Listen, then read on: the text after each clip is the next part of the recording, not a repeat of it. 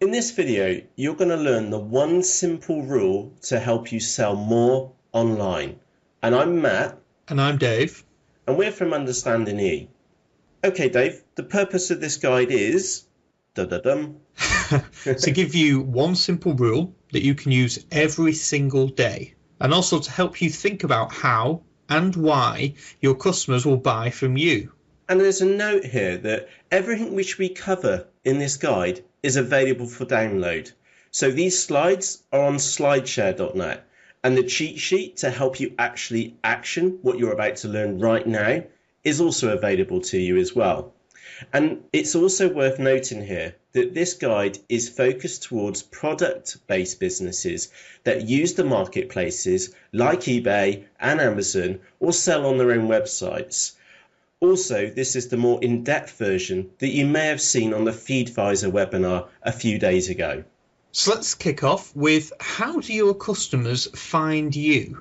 And this is like 99.9999% of your customers will find you using the path that follows. So we're using eBay as our example, but this could easily just be exactly the same with Amazon or Google or on your own website.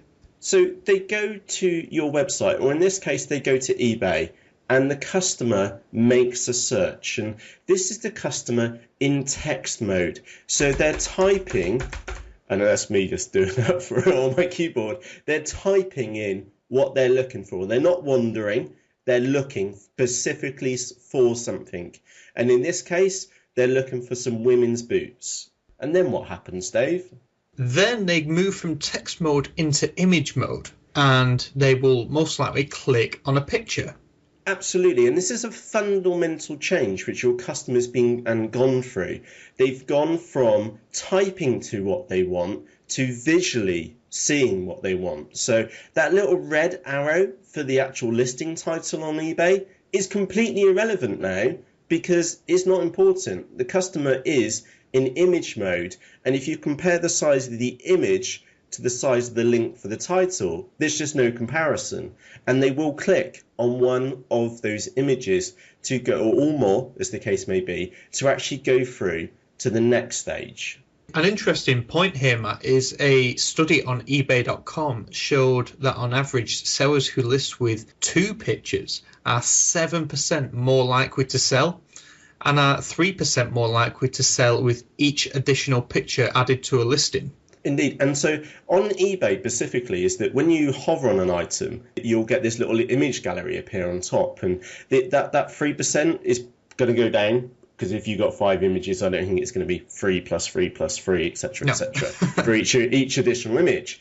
But that does allow your customer to actually view the images inside the product before they've even clicked through. And again, Dave, let's think about this for a moment. We're selling on the internet. The customer cannot pick the item up. They can't pick the product up. They can't turn it round. They can't turn it upside down.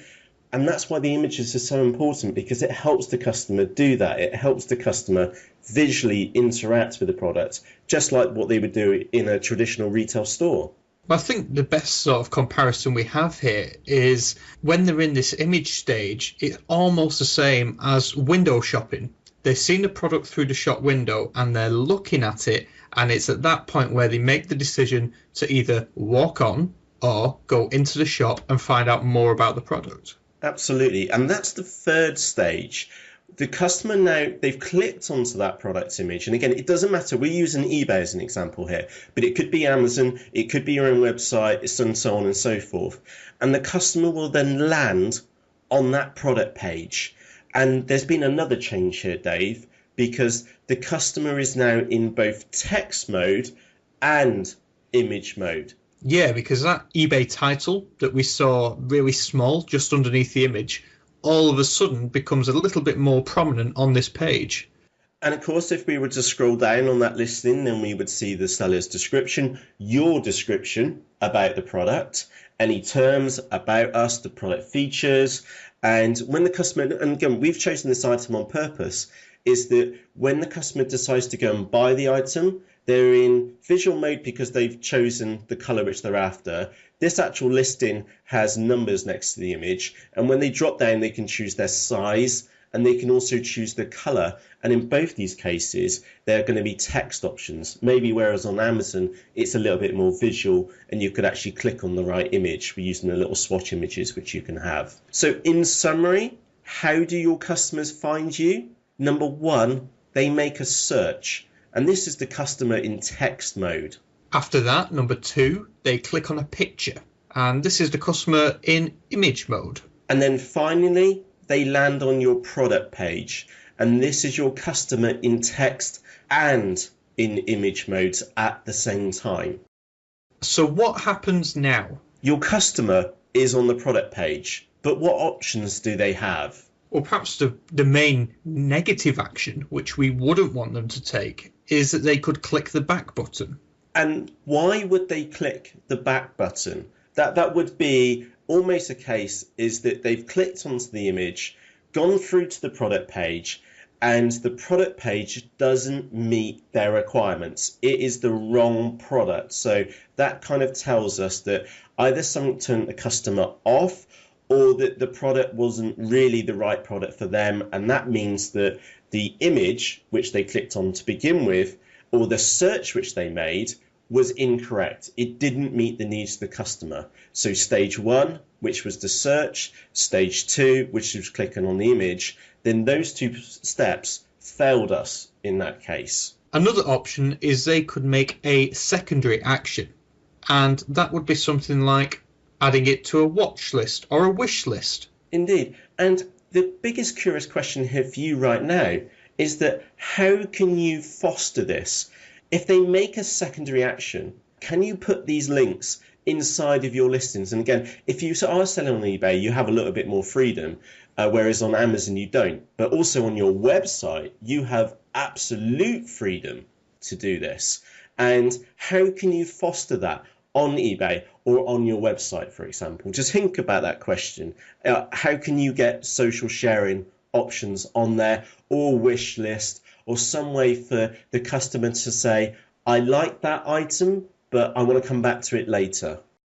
And the third option, which is obviously the most desired option, is that they click buy or add to basket. Yeah, absolutely. And then think about, why would they not buy from you? And that could be lots of different factors. That could be your delivery cost. It could be because of the product description.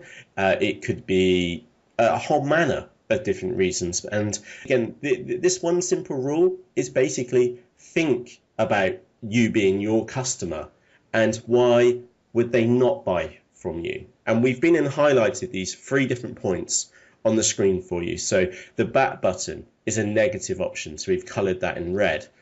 The secondary action is in orange because it's not ideal, because it's not a purchase, but it's a method of the customer saying, I like this item and I want to come back to it later.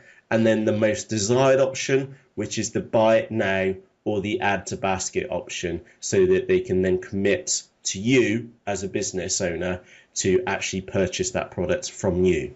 So I think that, Matt, that leaves us with 3 key things to think about here. And the first one is simply think like a customer. And why would they buy from you? The next one is be your customer. And you can actually go through the steps that your customer does and remove anything that obviously is in your control that you think could potentially hinder the buying process. So that could be scary terms and conditions. It could be a really, really long description. What can you do to shorten that? And the best way of doing that is to become your customer. Go and look at your listing, not only on eBay or on Amazon, your website. Put yourselves in the shoe or shoes of your customer. And ultimately, as your customer, would you buy? And I think that's one to think about, isn't it, Dave? Definitely. And sometimes when you're looking at your own eBay shop, you can get a little bit blurry-eyed because you look at it all the time. Maybe get a friend to have a look at it and give you the same sort of feedback. What we've been and done for you is create you a cheat sheet. And it's simply 5 steps to help you sell more. They're really straightforward, and we've given you tips, suggestions, and not only share with you how, but also why.